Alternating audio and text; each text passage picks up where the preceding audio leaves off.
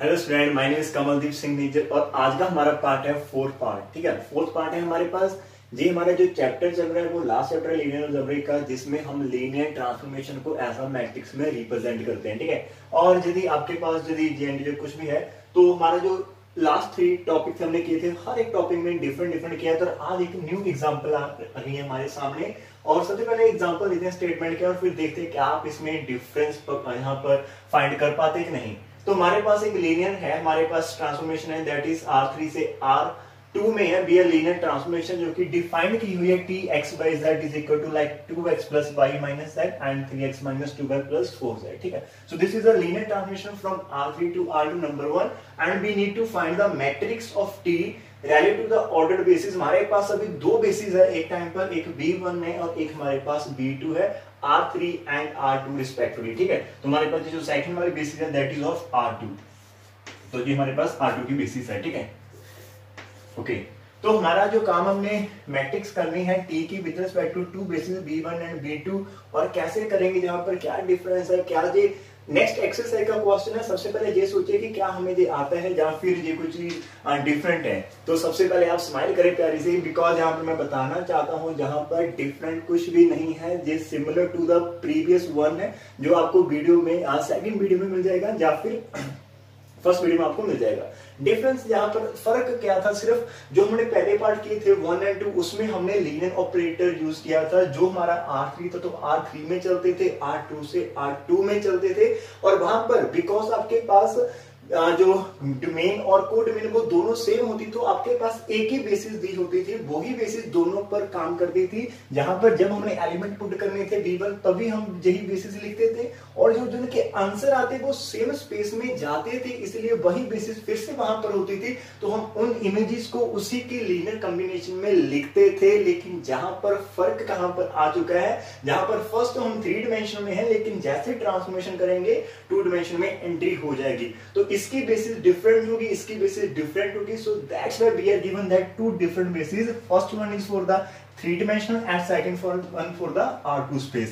तो काम कितना है, काम इतना है कि आप खुश रहें। यहाँ पर काम कितना है, सिर्फ इतना है कि प्रोसीजर सारा सेम है हमारे लिए। हमने क्या करना है, हमने जो फर्स्ट हमारी डोमेन होती है उसका जो बेसिस को आप मान लो 3 वेक्टर्स है B1 B2 B3, तो हमारे पास 3 वेक्टर्स है। हमने इन 3 वेक्टर्स की इमेजेस को फाइंड करना है, और जैसे इमेजेस फाइंड करेंगे तो वो 2 डायमेंशन में एंट्री कर जाएंगे, और जहां पर जैसे 2 डायमेंशन में एंट्री होगी तो वहां पर जो वेक्टर है उसकी बेसिस हमारे पास B2 है, और जो भी वेक्टर जहां पर होगा that can be written as linear combination of this element of this B2। तो उस वेक्टर्स को हम इसकी लीनियर कॉम्बिनेशन लिखेंगे, और जैसे लीनियर कॉम्बिनेशन लिखेंगे तो हमारे पास 3 वेक्टर्स है, तो 3 टाइम्स हम लिखेंगे तो वहां पर एक आपके पास 3 इक्वेशंस बनेंगी। उन इक्वेशंस की कोएफिशिएंट मैट्रिक्स को उठाएंगे, ट्रांसपोज लेके हमारा काम हो जाएगा। तो ये था सारा का सारा आउटलाइन जो आपको हर एक एग्जांपल को देखकर अपने माइंड में करना है। दैट इज सेल्फ मोटिवेशन और सेल्फ इंट्यूशन जो होती है कि कैसे करना। ऐसे नहीं कि हमने लास्ट के देखा कॉपी, नहीं, हर एक को देखेंगे, ओके ये इसके स्टेप है, अब कूल हो जाओ, आपको स्टेप पता है ना कैसे सॉल्व करना, लिखना है। ठीक है, तो स्टार्टिंग वैसी है। तो फिर हम लिखते हैं, हमें फाइंड करना है ट्रांसफॉर्मेशन की जो इसको हम लिखते हैं मैट्रिक्स। ठीक है, B1 एंड B2 के विद रिस्पेक्ट टू। तो अब हम थोड़ा सा स्टेप नंबर 1 क्या होता है, जिसमें हमारी एंट्री होनी है, एंट्री हमारी R2 में होगी, और उसको हमने लीनियर कॉम्बिनेशन लिखना है 2 वेक्टर्स की। तो इसको हम पहले ही एडवांस में कर लेते हैं। यदि कोई वेक्टर R2 में होगा और उसको यदि हम लीनियर कॉम्बिनेशन लिखते हैं तो स्केलर कौन कौन से आएंगे और कैसे फाइंड करने हैं, वही स्टेप हमारा कराना होगा। ठीक है, तो फर्स्ट बी शैल एक्सप्रेस करेंगे एनी कोई भी वेक्टर ए भी उठा लिया R2 में से, उसको लीनियर कॉम्बिनेशन लिखना है ऑफ वेक्टर्स B2। तो मान लिया हमारे पास कि AB is equal to L into 1 3 plus M into 1 4 है। L और M is any scalar। Our purpose to find these two with the respect हम कह सकते हैं, मतलब इसको हमने प्यार से फाइंड करना है। ठीक है, तो जैसे आप इनको मल्टीप्लाई करेंगे तो L plus M हो जाएगा, 3L plus 4M हो जाएगा। By equating the definition we get 2 equation। 3 से मल्टीप्लाई करें, माइनस करें, जहां पर M is equal to B minus 3A आ जाएगा। m की वैल्यू पुट कर देना आपके पास, जहां पर l भी आपके पास आ जाएगा, ठीक है। So b m is equal to b minus 3a, l is equal to हमारे पास a minus m is equal to 4a minus b। तो देखा कितना आसान था, जहां तक जैसे l और m फाइंड हुए तो इसी क्वेश्चन को रीराइट कर दे कि हमारे पास जो a b है उसको हम लिख सकते हैं। अब हमने जो माइंड का प्रेशर था वो रिड्यूस कर दिया, एल हमने अब हर स्टेप में फाइंड नहीं करनी है। अब हमारे पास पता है कि एल क्या होगा, यदि ये ए बी है तो जहां पर 4a माइनस बी करेंगे एल आ जाएगा, इसको तो ऐसे कॉपी करना है पेस्ट, और सेकंड जो एम होगा वो b माइनस 3a आएगा हमारे पास। तो जहां पर इक्वेशन नंबर 1 करे, स्टॉप करे, पॉज करे, इसको नोट करे और move to the next half part करे। बट जो भी ये वीडियोस को लास्ट तक देखना, आपको होमवर्क मिलेगा और उस होमवर्क की वजह से आपका ये हाफ एक्सरसाइज हंसते हंसते सॉल्व हो जाएगी। जैसे हमने ए बी को फाइंड किया तो हमारे पास फाइनल क्या आ गया कि A B can be written as 4a minus b 1 3 plus b minus 3 into 1 4, where 1 3 and 1 4 are the basis element of B2, that is our codomain के ये क्या है, बेसिस एलिमेंट है। तो हमारा नंबर 1 जहां पर काम हो चुका है। नेक्स्ट मेरे अप्रोच क्या होती है कि हमारे पास जो ट्रांसफॉर्मेशन है उसके अंदर जो डोमेन है उसकी जो बेसिस, हमने उस बेसिस एलिमेंट की इमेजेस फाइंड करनी है। तो हमारे पास ट्रांसफॉर्मेशन चाहिए थी, मैंने लिख ली है। ये हमारे पास डोमेन की बेसिस है, हमने वो लिख ली है, और ये हमारे पास कोडोमेन की है, तो हमारा काम हो जाएगा। तो अब हमारी टास्क इन तीनों की इमेजेस फाइंड करनी है और इन इमेजेस को इन दोनों की लीनियर कॉम्बिनेशन में लिखना है। तो देखते हैं कैसे।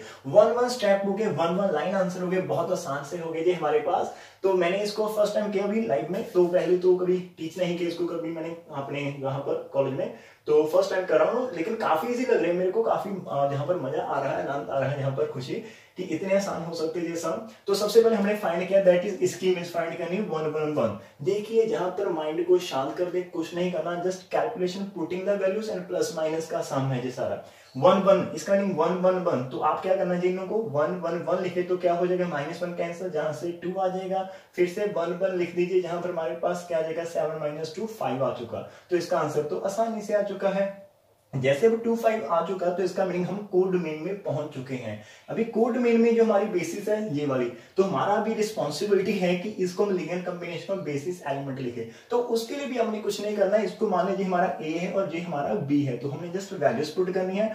2 into 4 हम कर देंगे, माइनस हमारा b है दैट इज 5 है, और इंटू 1 3 हो जाएगा, प्लस हमने क्या करना है that is b 5 - 3 into a लिख दिया, साथ में 1 4 सॉल्व करिए, 8 - 5 3 आ जाएगा, और 5 - 6 -1 into 1 4 हो चुका है। कितना आसान था।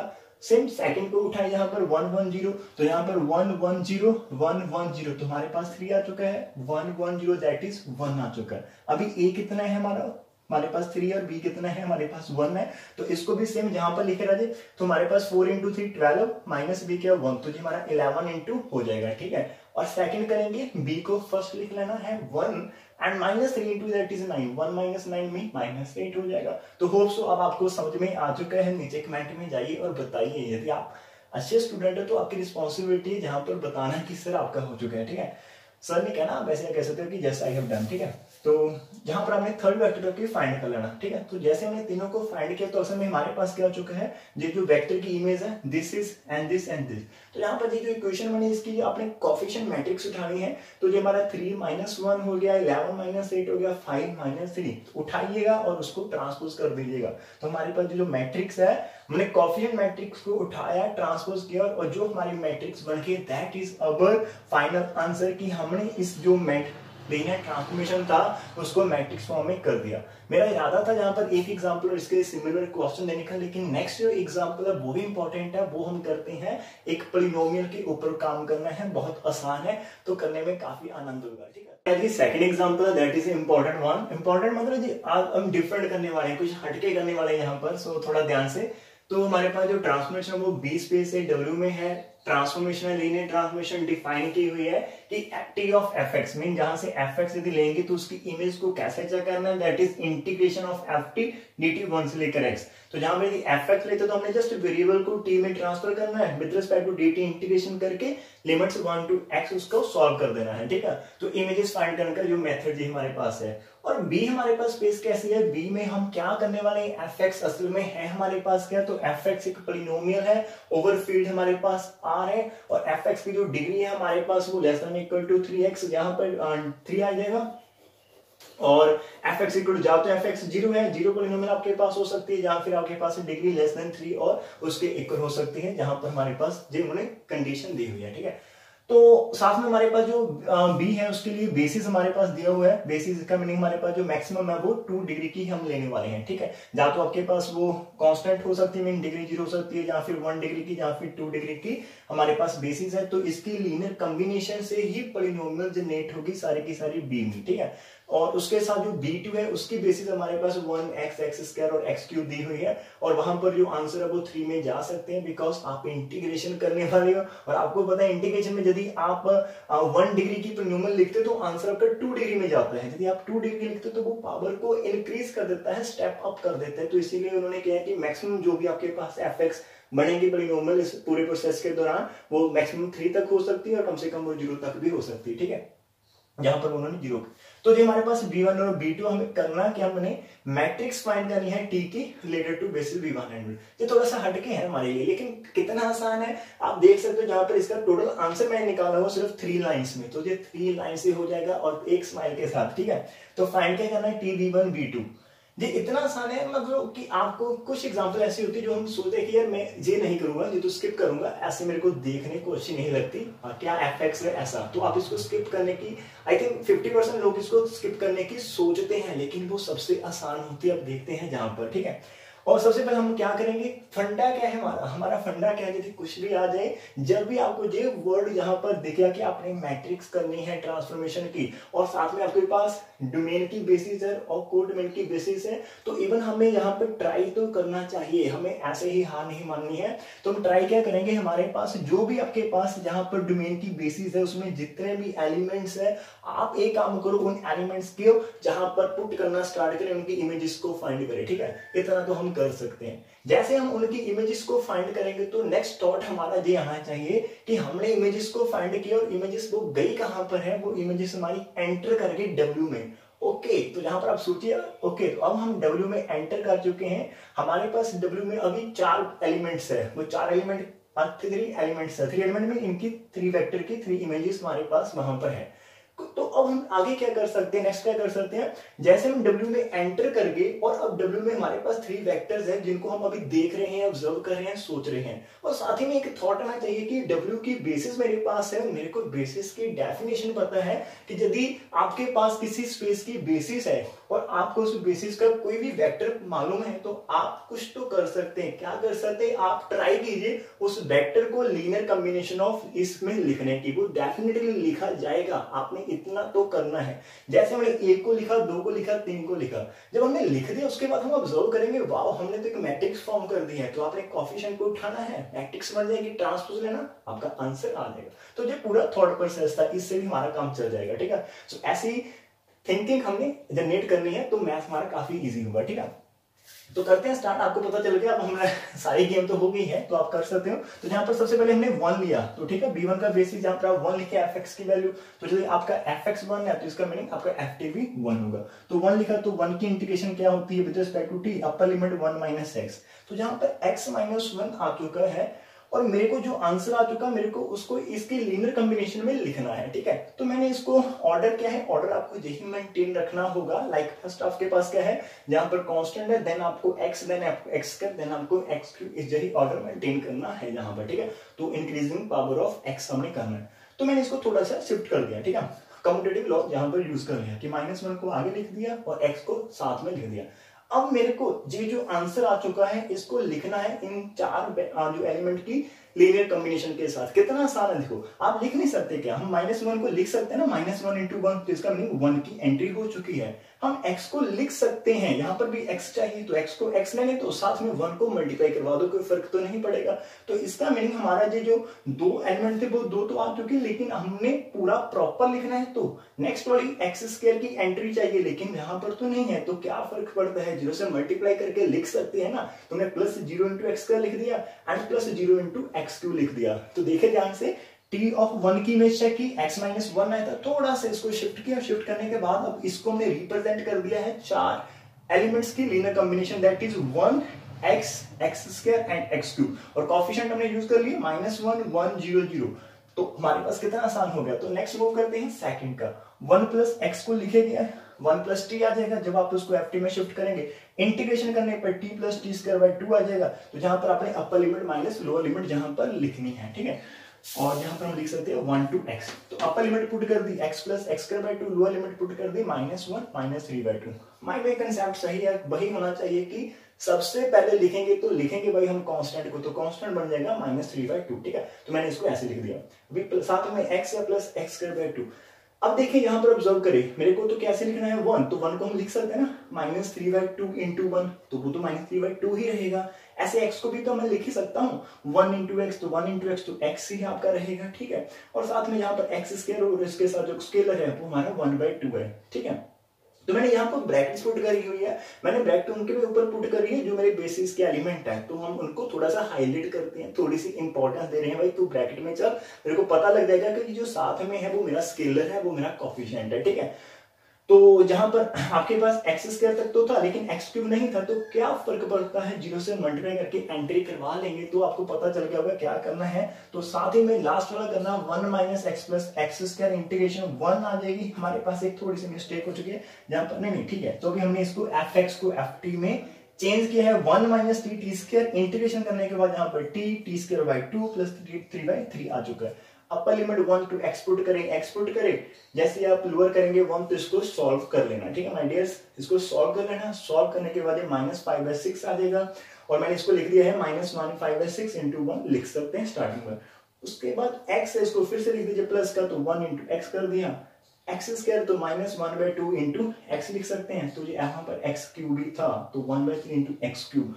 तो देखिए 3 लाइन हमने लिखी और 3 लाइन में जो हमारा क्वेश्चन जो है 5 मार्क्स का 10 मार्क्स का तो नहीं होगा, 5 मार्क्स का वो हमारा हाथ में है। अभी जी एक क्वेश्चन नहीं है, ऐसे आप कितने क्वेश्चन और कर सकते हैं आप, वी कैन नॉट काउंट कि आपको ऐसे कोई भी एक माइंड का एक थॉट एक प्रोसीजर सेटअप हो चुका है। जब हम एक फ्रेमवर्क सेट कर देते हैं उसके बाद आप कुछ भी लिखे वहां पर कोई फर्क नहीं पड़ता, चाहे एक लिख ले चाहे 1000, आप नहीं रुकने वाले यदि आपको जो सेटअप हो चुका है, ठीक है। अभी जैसे कि अभी तुम्हारे पास स्माइल आ सकती है, तो हमें पता है कि हमने लिख चुके हैं इस बेसिस के एलिमेंट को, इनकी लीनियर कॉम्बिनेशन, उसके बाद काम कितना है, सिर्फ कोएफिशिएंट मैट्रिक्स जनरेट करनी है। तो हमारी जो यहाँ पर मैट्रिक्स बनेगी आपने कोएफिशिएंट उठाने हैं ध्यान से।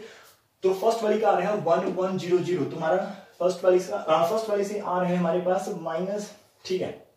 तो यहाँ पर मेरा थोड़ा सा गड़बड़ हो चुकी है तो उसको हम यहाँ पर सही कर लेते हैं। तो हमारे पास 1x एक्स स्क्वायर तुम्हारे पास रहे -1 and 1, तो यहाँ पर -1 आ जाएगा और यहाँ पर हमारे पास 1 आ जाएगा, ठीक है। सो -1 1 0 0 आ चुका है। उसके बाद सेकंड देखते हैं -3/2 आ चुका है, सेकंड 1 आ चुका है, साथ में 1/2 आ चुका है, साथ में 0।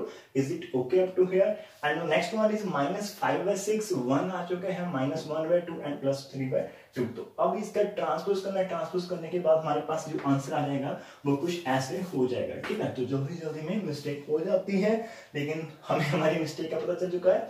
तो दिस इज -1 1 0 0, सिर्फ कोएफिशिएंट को करना है। कोएफिशिएंट को मैंने मतलब आई थिंक जो 1 लिख दिया था यहाँ पर, तो हम आप यहाँ पर ना थोड़ा सा इसको हाईलाइट कर लो कि भाई ये नहीं लिखने, ये तो मेरे बेसिस एलिमेंट पे जो साथ में इनके ब्रदर जो इनके है फ्रेंड उनको आपने उठाना है वहां से। तो this is the final touch to here, ठीक है। इसको पॉज करें, नोट करें और आप इसका यहाँ पर होमवर्क जो है वो वीडियोस है वो आप अभी 5 या 6 आपके पास होगी एग्जांपल्स, आप उनको खुद करें। अब मैं वो यहाँ पर नहीं आपको बताऊंगा कि आपने कौन कौन सी करनी है। जो भी आपके पास बुक है वहां पर जाइए, similar to these kind of examples को आज ही सॉल्व करें, नीचे मेरे को बताएं कमेंट करके, ठीक है। अच्छा लगा तो शेयर कर सकते हो, वहां पर पीटीएम मिल जाएगा। हेल्प करना चाहते तो आप कर सकते हैं कुछ भी 100 तक, और बस हंसते रहे, हंसाते रहे और खुशियां बांटें, ठीक है। क्योंकि खुशियां बांटने से ही बढ़ती है।